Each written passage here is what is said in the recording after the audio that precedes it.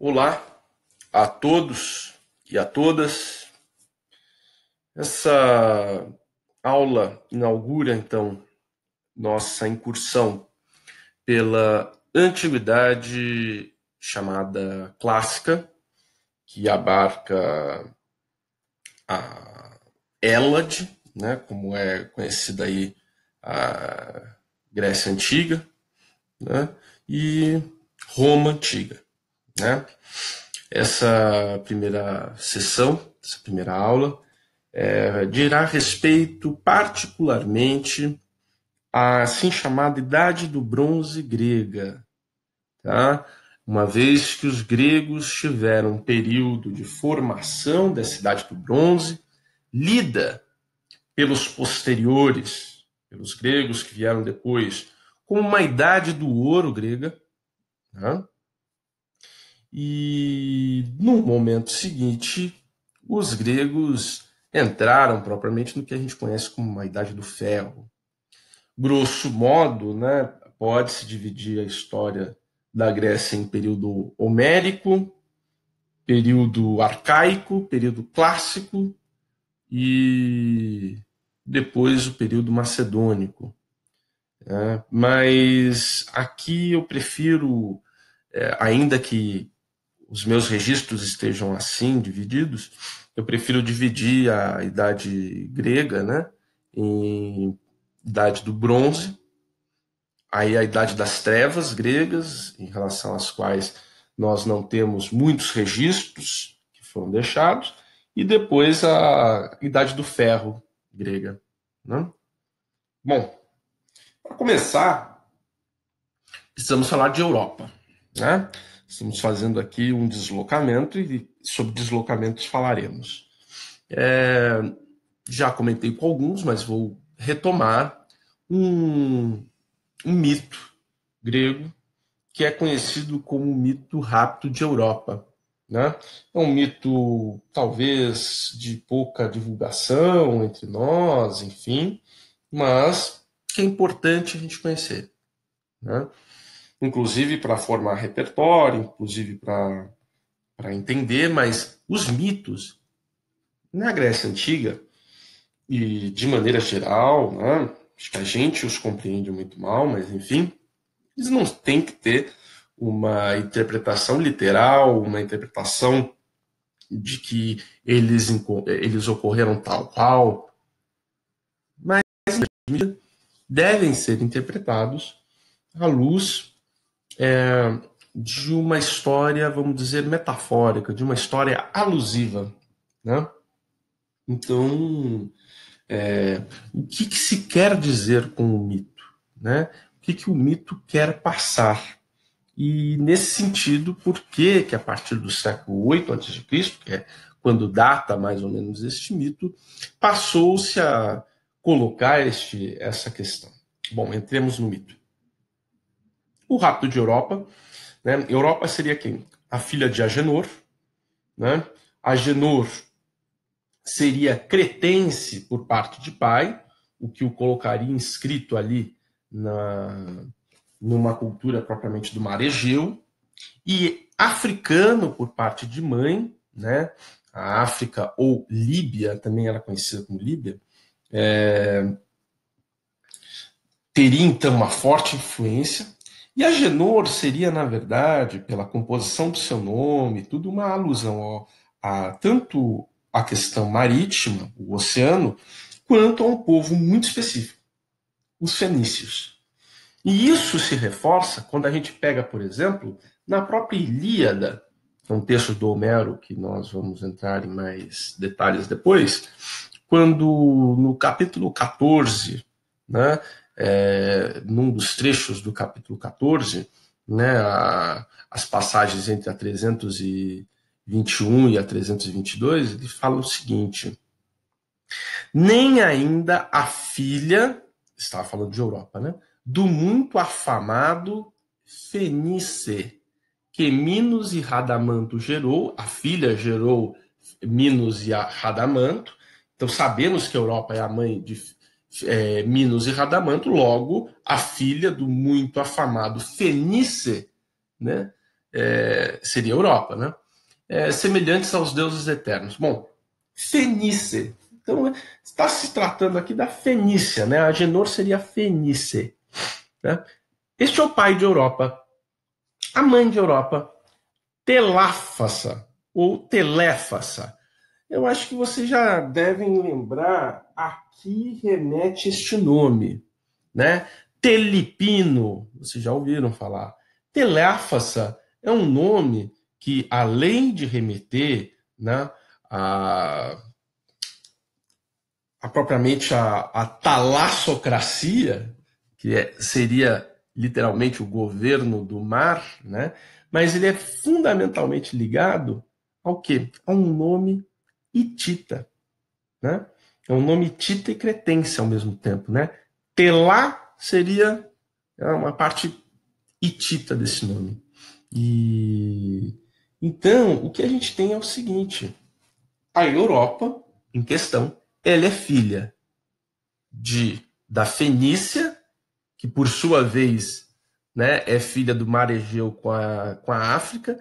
Se a gente pensar que os fenícios tinham ali importantes entrepostos marítimos no norte do continente africano, inclusive a própria cidade de Cartago, que depois entra num conflito aí com os romanos no futuro, enfim.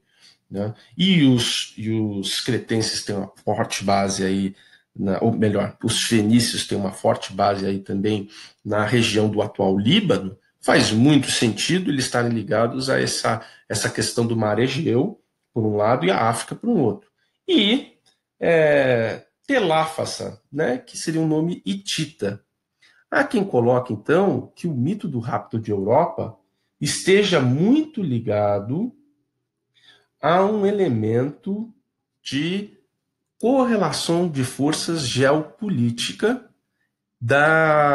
qual é a posição de Creta, ou qual era a posição de Creta, uma vez que o mito é do século 8 a.C., está se referindo a uma Creta dos anos 2000 a.C., de uma idade dourada, enfim. Então, qual seria a posição de Creta perante os fenícios de um lado e os hititas do outro, né? Que Creta poderia ser, né? Ou a Europa é a filha, né? Dos fenícios e dos hititas, né? E nesse sentido, veja, a origem da Europa é uma origem asiática. Asiática que tem, inclusive, um avô africano, né? Se a gente for ser muito rigoroso. Então, como que foi esse rapto de Europa? Europa, filha desse Agenor e dessa Teláfasa, ela estava numa praia nas costas aí da Fenícia, né? Em Sidom ou Tiro, enfim, eram cidades da costa da Fenícia. Creio que tem um mapa aqui que esboce isso com... Infelizmente não tenho aqui os nomes fenícios aqui, mas seria... nesse mapa também não dá para ver direito. Que pena. Porque a Fenícia estaria mais para cá. Isso é um mapa mais micênico. Enfim, voltemos à exposição. Então,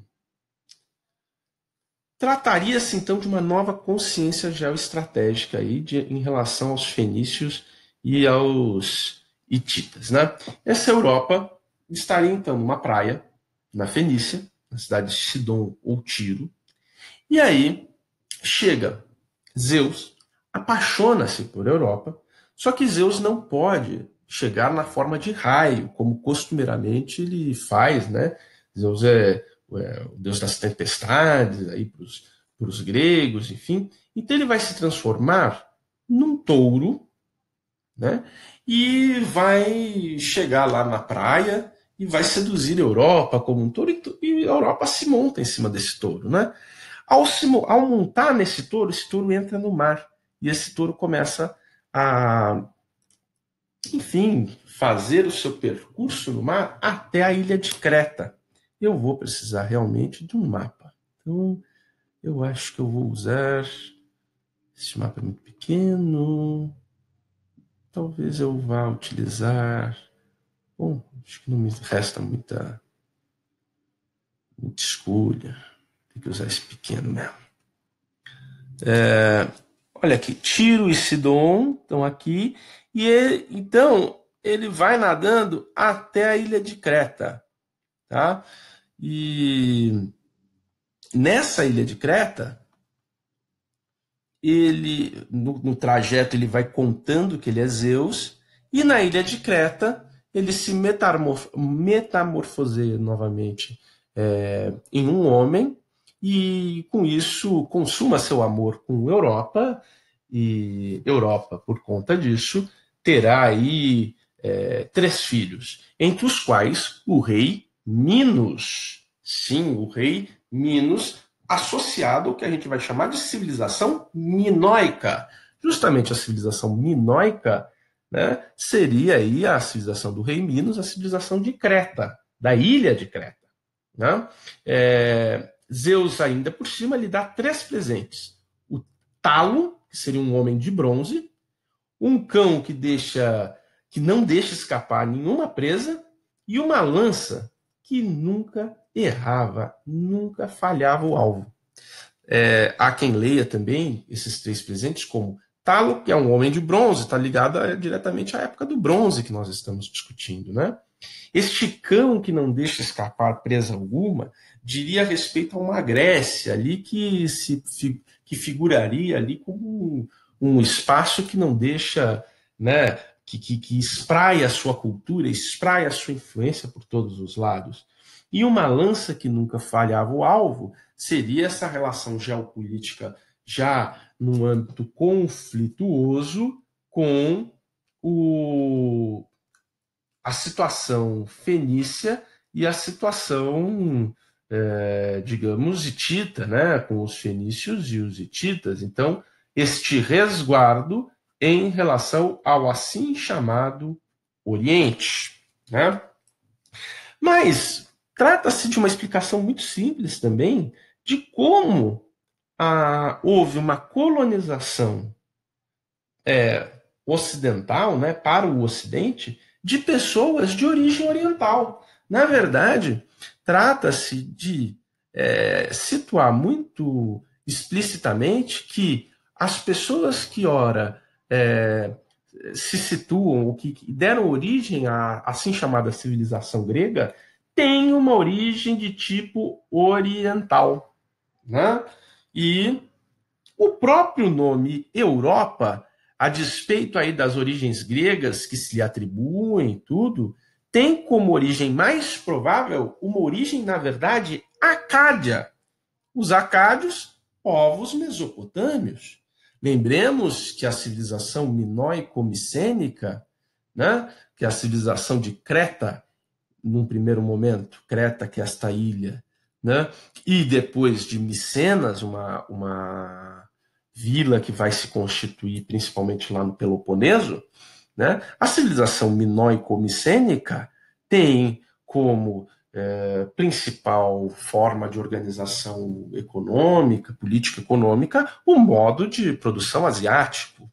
E se a gente olhar muito bem onde estão situados os principais palácios e principais centros político-econômicos da ilha de Creta, veremos que estão, em sua maioria, voltados ao Oriente, né? Que é o espaço da onde vieram e para onde circulam as principais mercadorias, enfim.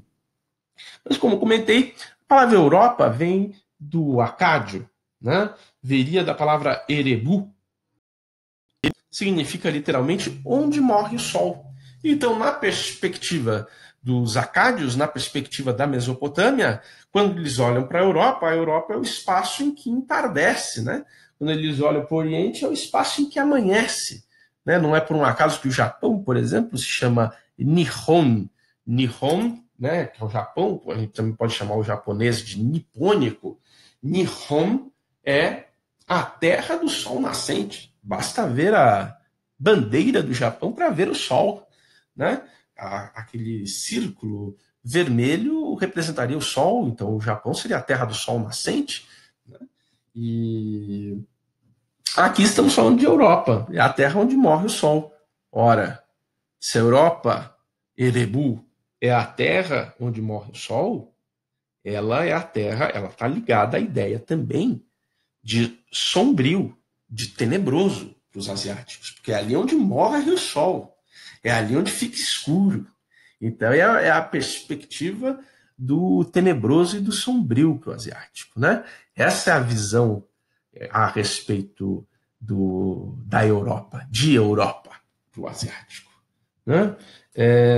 Bom, então, tendo sido colocada essa origem aí da perspectiva Europa, falemos do assim chamado período homérico, que eu vou me deter nessa aula propriamente no que eu vou conhecer como o período do bronze até a Idade das Trevas grega. A próxima aula se dedicará um pouco mais a princípios da Idade do Ferro, né? Mas nos situaremos aqui a Idade do bronze, a Idade das Trevas grega.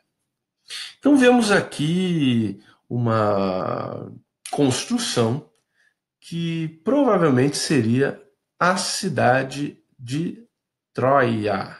Seria aqui, então, essa cidade murada de Troia, a razão pela qual foi muito difícil conquistá-la, enfim, né? E em suas escavações ali na Turquia, né? E não por acaso deixei essa imagem aí como uma imagem símbolo do assim chamado período homérico, já que a Homero são atribuídas duas obras, a Ilíada e a Odisseia, e uma delas, Ilíada, né? Ilíada vem da palavra Ilion, como é conhecida, Troia, né?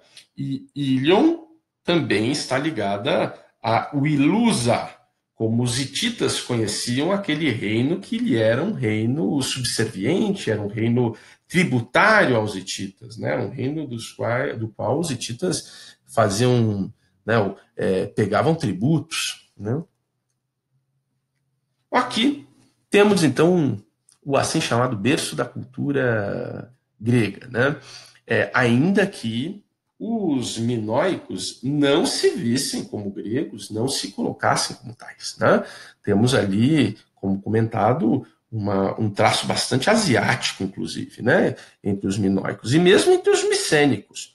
O fato de estarem no continente, como depois veremos, não os faz mais europeus. Enfim. Quem vai, pela primeira vez, desenvolver escavações mais profundas aí nessa ilha de Creta será um pesquisador aí na virada do século XIX para o XX, chamado Arthur Evans. Arthur Evans vai encontrar ali uma série de artefatos nessa ilha da civilização minoica, né? Ele que atribui esse nome minoica, graças ao rei Minos, né? E o erro de Arthur Evans foi atribuir muito poder à civilização cretense. Se sim, por um lado, a civilização cretense teve ali uma projeção de uma talassocracia, talasso, mar, cracia, governo, ou seja, de um governo que se projetava, que se fundamentava principalmente na sua base marítima, na sua base naval, e é verdade, né, que esse poder ele estava muito ancorado na base naval, como a gente vai ver, né? Por um lado, Evans, inclusive, para justificar ali as suas pesquisas e justificar os seus achados, ele vai sobredimensionar a importância da ilha de Creta na época. É bem provável que ela fosse importante, mas que ela não fosse esse poder tão hegemônico como nos pintou Arthur Evans nas suas pesquisas. Aqui temos o Palácio de Minos, né? Em Knossos. Knossos, como vimos aqui, é a capital cretense. E aqui, o Palácio de Minos, que nós vemos aqui, seria o palácio em que se encontra aí, um palácio já aí em suas um sítio arqueológico, enfim, em pesquisa, né? Mas vemos ele em sua fundamentação original, ele muito provavelmente fosse todo ele colorido, né? Aliás, a estatuária e a arquitetura grega é muito provável que elas fossem completamente coloridas, né? E aqui temos aqui um exemplar bem importante aí do que teria sido o Palácio do Rei Minos, aí em suas colunas, enfim. Temos uma prática aí que pode ser uma cerimônia de tipo religiosa. Vejam que isso foi uma restauração realizada pelo Arthur Evans com base em alguns dos elementos que ele tinha, né? Então, Arthur Evans, por exemplo, ele tinha estes fragmentos aqui, se a gente prestar mais atenção, esses fragmentos em destaque, e ele recompôs a imagem como um todo. Bom, mas como que ele pode recompor esta imagem como um todo apenas com estes fragmentos? O sujeito ele faz como? Ele pega outras imagens, né? Ele compara, né, como é que era a forma de figuração que era utilizada entre os cretenses e ele começa a utilizá-la. Né? Então, ele percebe que há repetições na figuração cretense, então que, por exemplo, sempre que se figurava com uma tez, né, com uma cor mais clara a pele, se referia, por exemplo, a uma figura feminina. E sempre que se colocava uma tez um pouco mais escura na pele, se referia a uma figura masculina. Aqui temos o quê? Uma figura, uma situação que pode ser uma situação cerimonial, religiosa, mas que implica aí uma extrema destreza no sentido de que deve ter sido uma pirueta realizada em cima de um touro. Veja a centralidade do touro. Aliás, isso nos evoca novamente ao mito de Europa, né? Veja que muitos elementos na cultura minoica, a gente verá, estarão ligados à questão do touro. Aqui temos, propriamente, bastante como esta sociedade esteve voltada realmente a uma talassocracia, né? Então veja aí uma figuração principalmente de temas marítimos, né?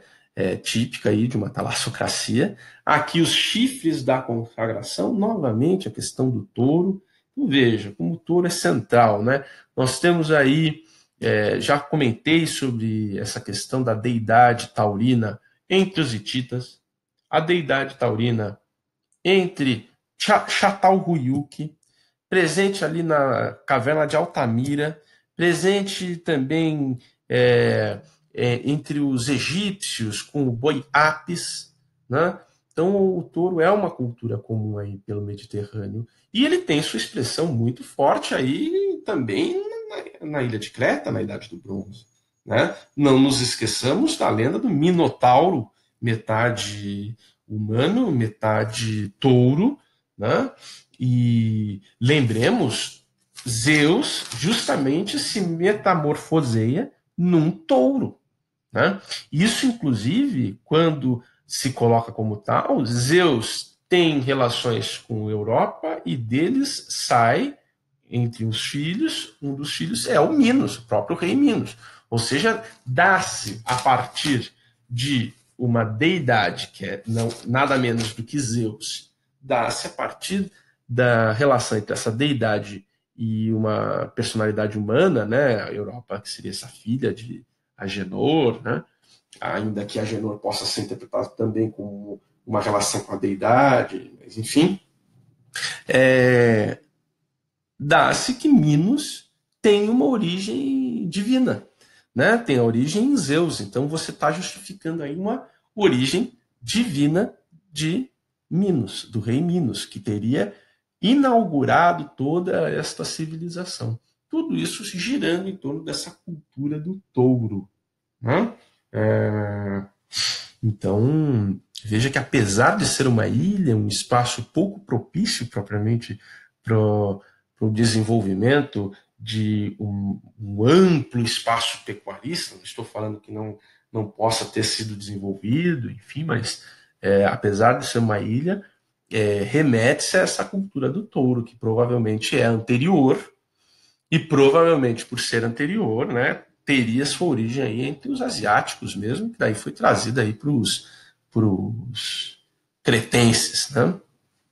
Novamente, aí a questão do busto do Minotauro. Vocês devem conhecer o mito do Minotauro, né?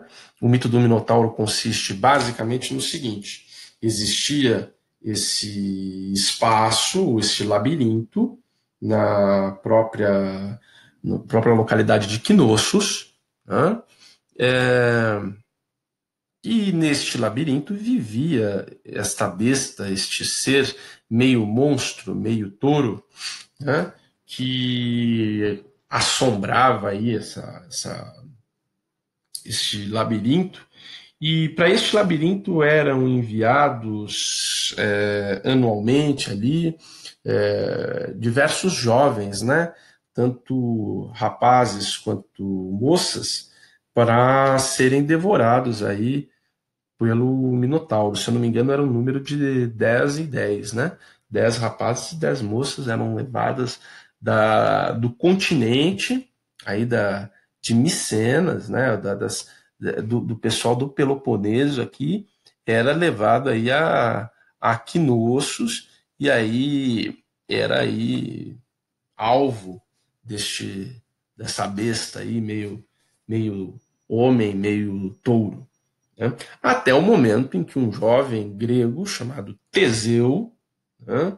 Este jovem grego acaba por derrotar propriamente essa besta. Como que ele faz? Para, primeiro, se encontrar, segundo, conseguir derrotar efetivamente o Minotauro.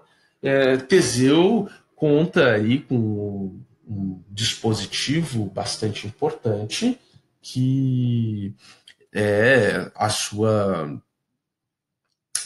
é o fato de que ele consegue o amor de Ariadne. Ariadne, então, filha do rei Minos. Ele consegue o amor, então, da filha do rei Minos. Então, com isso, ele consegue que a filha do rei Minos propicie para ele uma arma, para que ele consiga enfrentar efetivamente o Minotauro, né? E, além disso, essa filha do rei Minos, ela falou para ele desvelar um novelo que ela ficaria na parte de fora do labirinto, e ele ficaria com um novelo em que ele ficaria desvelando esse novelo para ele depois seguir o novelo de volta e conseguir buscar o caminho de volta do labirinto, né? Então foi assim que o jovem Teseu consegue aí, enfim, derrotar o Minotauro. Mas como o pessoal mais atento deve ter percebido, todo o mito ele tem o seu fundamento, na verdade, numa história que, na verdade, seria alegórica, né? O mito seria uma metáfora. O Teseu, inicialmente, é um herói ateniense, né? Isso é muito importante. De maneira geral, as localidades têm os seus heróis locais, têm seus mitos locais que são passados ali na tradição oral. Se eventualmente esses mitos acabam sendo popularizados e trazidos aí a conhecimento público, é por conta de tragédias que começam a ser encenadas e que daí vão ser colocadas para uma ampla divulgação, né? Lembremos aí que Teseu é filho de Egeu, né? Então a história também de Egeu é extremamente triste, né? Uma parte das histórias gregas é extremamente triste, né? Quando a gente lembra, por exemplo, Egeu, ele é pai de Teseu e rei de Atenas. O rei Egeu solicitou a que seu filho quando retornasse, caso retornasse vivo, retornasse com velas brancas nos seus navios, indicando que ele estava vivo. Só que Teseu, a despeito de estar vivo e retornando à sua casa, ele volta com velas negras. Então Egeu fica muito triste, achando que Teseu tinha morrido, porque se ele voltasse com velas brancas ele tinha vivido, mas se voltasse com velas negras ele tinha morrido. Ele se joga ao mar e se mata. E Egeu acaba sendo o nome do mar que banha aí a região. Que pena, aqui não está o nome, mas que banha aí a Grécia, enfim. Mas voltando, então, o Teseu seria esse jovem ateniense que vence aí o Minotauro. Isso seria uma alegoria, por exemplo, do que seria a ascensão do Peloponeso, a ascensão da própria cidade de Micenas, mas principalmente do Peloponeso, em relação à Creta, ou a ascensão do continente perante a talassocracia. É isso que quer dizer o mito de Teseu, né? No momento em que um jovem vence a principal besta, que garantia o poder ali do rei Minos, que garantia aí a sua dominação sobre os outros, sobre os reinos ali do continente, há uma inversão do jogo e há um fortalecimento aí do pessoal do continente em detrimento do pessoal aí que, enfim, estava na ilha de Creta, né? Então, é isso que significa este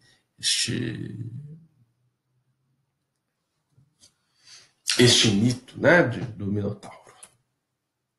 Bom, aqui temos como o senhor Arthur Evans chega à conclusão da questão cromática em Creta, né? O Arthur Evans seria o escavador, então ele olha para este afresco propriamente, né, em Knossos, e ele fala: esta jovem formosa aí deve ser Ariadne, tá segurando um vaso, um jarro. Então ele chama essa imagem inicialmente de Ariadne. Então depois ele começa a perceber que as figuras femininas eram, em sua maioria, uma representação, eram representadas brancas, né? Ao passo que as figuras masculinas eram representadas mais morenas, mais enegrecidas, enfim. Só que, por que ele não chama, então, ele que chamou essa figura de Ariadne, né, a filha do rei Minos, enfim, por que ele não chamou essa figura, por exemplo, do rei Minos? Porque, para Arthur Evans, né, um pesquisador da virada do século XIX para o XX, que tem ainda muito aquela perspectiva, imagina, quem que são os líderes naquela época? Quando você vê um líder naquela época, você vê o Otto von Bismarck, um cara com um bigode bastante pronunciado, um corpo bastante musculoso, um corpanzil, né? Um corpo bastante expressivo, tal. Vamos ver esse jovem um pouco mais mirrado aí, um pouco mais.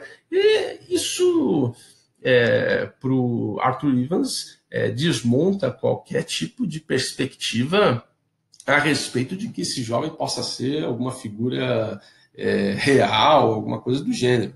Mas é notório que, digamos, os cretenses, de maneira geral, quando eles estão sendo representados, eles realmente não têm barbas, não têm bigodes, enfim, guardam uma tradição aí, nesse aspecto, muito próximo à cultura egípcia, né?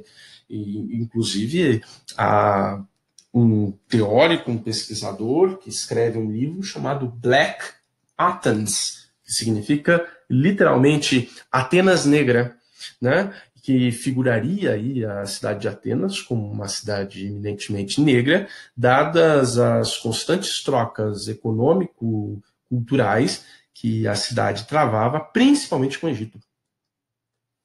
o Egito era um importante entreposto, porque o Egito era a porta do continente africano, de onde vinham algumas pedras e alguns recursos que eram mais raros, aí, tanto para a Europa quanto para a Ásia. Mas, por um outro lado, os egípcios eram extremamente sedentos ali pelo cobre, né? Porque lembremos aí que o bronze é uma liga entre cobre e estanho, e cobre existia aos montes do mar Egeu, né? Então os egípcios aí desejosos do cobre do mar Egeu acabam travando relações econômicas e comerciais bastante profundas aí com as civilizações do mar Egeu. Então essas trocas são constantes, né? E por isso esse livro Black Athens, né? De qualquer forma, Arthur Evans fica extremamente decepcionado com a imagem e ele não atribui essa imagem, por exemplo, ao rei Minos. Então ele vai chegar e vai falar, é um portador de um jarro, é uma pessoa qualquer aí da sociedade de Knossos. Não pode ser uma figura real, né? Mas vejam que até hoje esses filmes de Hollywood, essas representações nas peças, enfim, tal, eles fazem a maior confusão. Eles colocam barba e bigode. Vai ver aquele filme horrível, Troia, por exemplo, o cara tá de barba e bigode e tal, quando você vê que nas representações pictóricas da época não é um costume, né? Tanto na região de Wilusa, que é lá na região turca, na atual Turquia, claro, né? Quanto entre os cretenses e os minoicos, enfim. Então você já tem uma figuração bastante anacrônica, né? Uma violação aí temporal, né? Uma figuração que você quer colocar, mas uma coisa fora de época, né? Descontextualizada, fora roupas também, muito da indumentária extremamente uma né? Enfim. Aqui vejo uma representação feminina em Knossos, reforçando aí o que estava sendo colocado, né? Uma representação com uma cor mais branca, enfim, vejo o lábio bastante com um vermelho bastante pronunciado, né? Vejam também, novamente, aí um sarcófago de Águia Triada, né? Aqui representações masculinas, a maior parte delas imberbes, né? Levando aí o que parece ser o chifre de um touro, enfim, bezerros, né? E vejam uma curiosidade, né? O chifre de um touro também parece o quê? Um navio. Então, em termos figurativos, na própria escrita grega, esta imagem aqui, o touro e o navio têm relações em comum. Não por um acaso a civilização minoica, que se destaca por ser uma talassocracia, vai ter na figura do touro uma referência, né? Então, uma analogia muito válida, né? Uma pesquisa muito válida. Aqui figuras femininas junto com uma figura masculina, né? Levando aí também nesse sarcófago de Águia Triada, né? Então outras representações aí em Minos. Vejam aqui o Palácio de Faístos. O que nós podemos chegar à conclusão ao olhar este Palácio de Faístos e compará-lo com, por exemplo, o Palácio de Knossos? O que dá para chegar à conclusão é a seguinte: nenhum dos dois tem muralhas. Vejam, o que existia, na verdade, era uma série de palácios, não só aqui em Knossos, em Faístos, né? Também havia um palácio aqui em Zacros, enfim, deveria haver um aqui em Malia e tal. Estes palácios, eles provavelmente eram controlados, eles eram ligados entre si, todos eles submetidos a Knossos, né? Mas a coexistência entre si era pacífica. Todos esses, então, é possível dizer que aqui havia uma mesma civilização, né?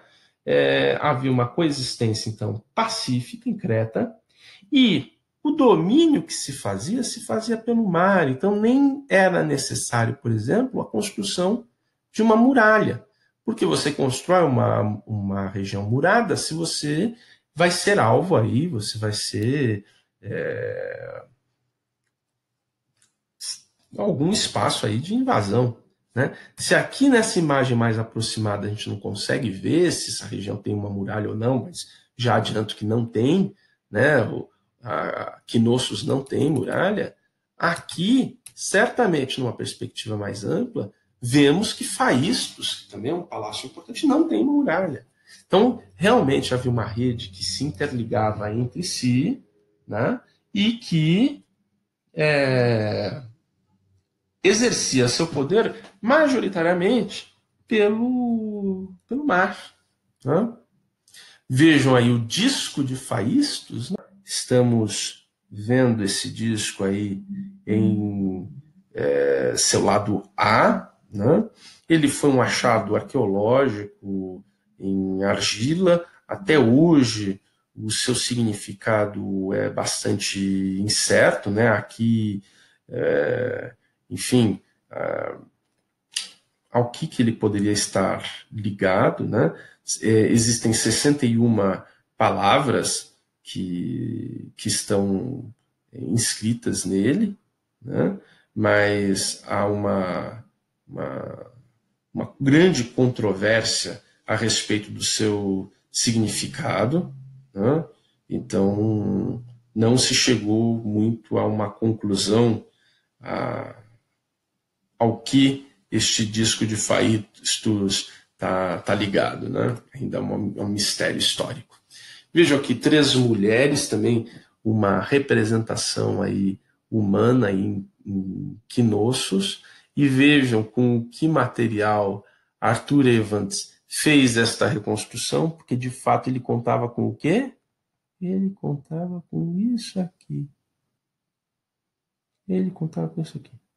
Se a gente isolar isso aqui, toda esta parte aqui tinha sido destruída. Ou seja, isso aqui foi uma reconstrução pelo Arthur Evans.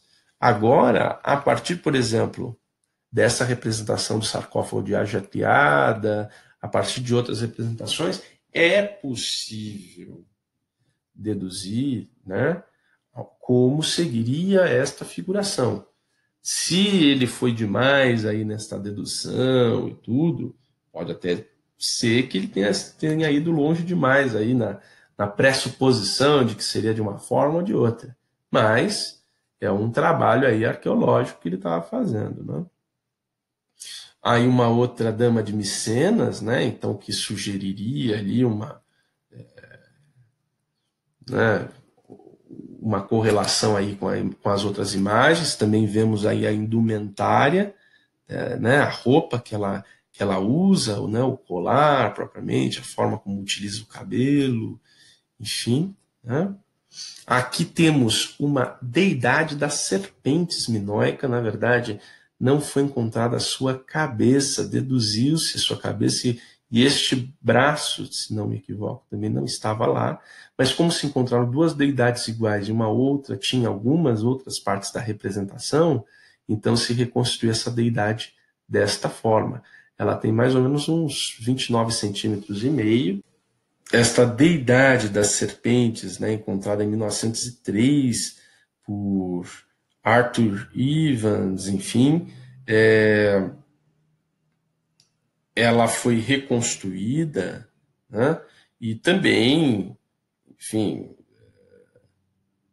se encontra atualmente no Museu de Heraclião, em Creta, mas também, né, não se sabe como é que se fazia esse culto a essa deidade, né, como que ela era adorada, enfim, é um grande quebra-cabeças você chegar e reconstruir toda uma mitologia a respeito, né? Então, ainda mais quando essas deidades elas não continuam, né? como deidades, enfim, em longo prazo. Algumas coisas elas permanecem na cultura grega depois no período do Ferro, mas em grande medida outras não permanecem. Né? Então,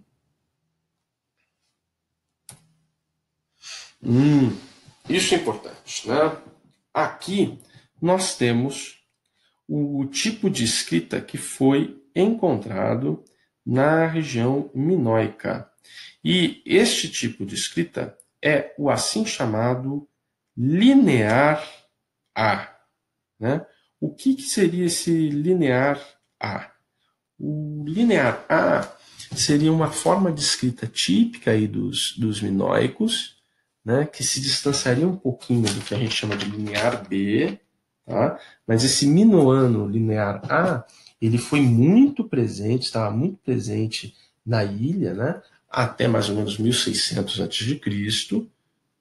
Depois a gente vai ter muito mais linear B, o que sugere que essa população tivesse aí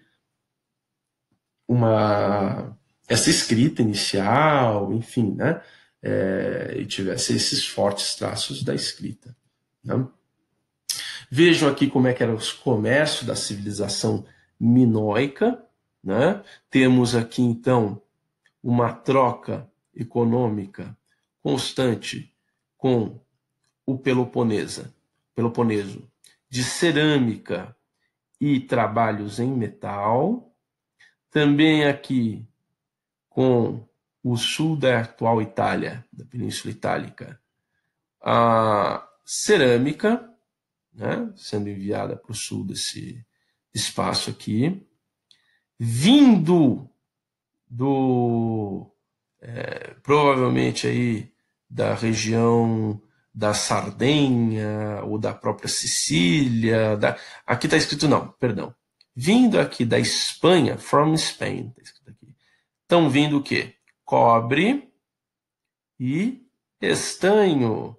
Para quê? Isto faz o bronze. Essas duas coisas são fundamentais para se fazer o bronze. Então, falamos aí do estanho e sua origem afegã, mas da Espanha também vinha este estanho, né, para essa parte ocidental aqui. Do Chipre, já falei, Chipre, a palavra Quipros, é a mesma palavra que dá origem de cobre. Né? Então, do Chipre, o cobre vinha para a ilha de Rhodes e depois vinha aqui, né, para Creta. Também do Egito, você pegava o ouro, o alabastro e o marfim. Né? Então, o Egito fornecia ouro, alabastro e marfim aqui para a ilha de Creta. E Creta oferecia o quê? Azeite de oliva e cerâmica. Oferecia o quê para o pessoal aqui na Fenícia? Azeite de oliva e roupas, sugerindo ali uma atividade manufatureira. Por quê? Tanto a cerâmica, né? Mas principalmente as roupas e o azeite de oliva mesmo, você precisa processar. Né? Você precisa chegar lá e para criar propriamente o azeite, você precisa passar por um processo ali, né, de processamento. Bom, como o vídeo já está extenso, eu vou deixar a parte para a civilização micênica, que vai começar aqui com essa máscara bonita de Agamenon, para um próximo momento. Tá? Nesse momento agora, eu vou explicar um pouco como se deu a queda da civilização minoica. Tá? Então, só para a gente ter bastante explicitado, né? Aqui temos esta ilha, que então nós vamos encontrar em grande medida textos de linear A até 1600, mais ou menos. A partir do ano de 1600, o que nós temos é um fenômeno que é o seguinte: esta ilha aqui, que é conhecida como Terra, né, atualmente chamamos de Santorini, teve a erupção massiva de um vulcão. Knossos, aliás, os minoicos já foram constantemente atingidos ali pela instabilidade aí sísmica da região e reconstruiu muitas vezes. Só que, neste momento, esse vulcão foi devastador, né? E este vulcão, dada a proximidade desta ilha com a cidade de Knossos, por exemplo, acabou sendo devastador para Creta também, porque a sua explosão foi tão pronunciada e a sua, enfim, a sua expressão sísmica foi tão pronunciada que acabou por gerar um maremoto, né, um tsunami, que acabou devastando aí a cidade de Knossos, né, e a costa norte, de maneira geral, dessa região inteira, né? Então, isso acabou sendo bastante desastroso para os minoicos, né? Levando a que se encontrasse, a partir de 1450 a.C., principalmente, cada vez mais textos em não mais linear A, e sim linear B. E este linear B ele é muito identificado com quem? Micenas. Ou seja, sugere-se, portanto, que a civilização micênica, depois deste grande tsunami, que vai aí pegar aí a cidade de Knossos, né? A cidade de Micenas deve ter se aproveitado do fato de que aqui essa região ficou bastante enfraquecida, bastante dispersa, e ocupou essa região. Por isso que a gente começa a encontrar textos em linear B, que é uma escrita propriamente ligada a Micenas, né?